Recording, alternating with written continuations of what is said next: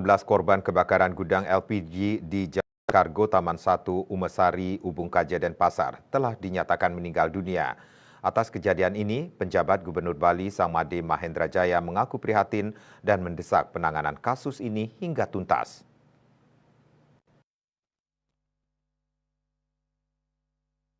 Mahendra Jaya berharap agar kepolisian daerah atau Polda Bali dapat mengusut tuntas akar penyebab dari kebakaran ini dan pihak yang bersalah harus bertanggung jawab di hadapan hukum.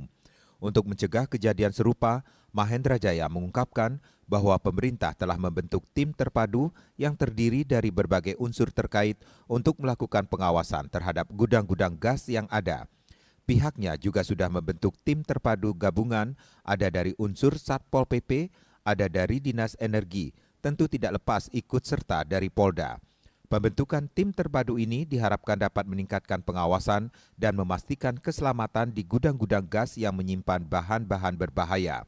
Langkah ini diambil sebagai respons terhadap tragedi kebakaran yang telah merenggut nyawa banyak orang dan untuk menghindari kejadian serupa di masa mendatang.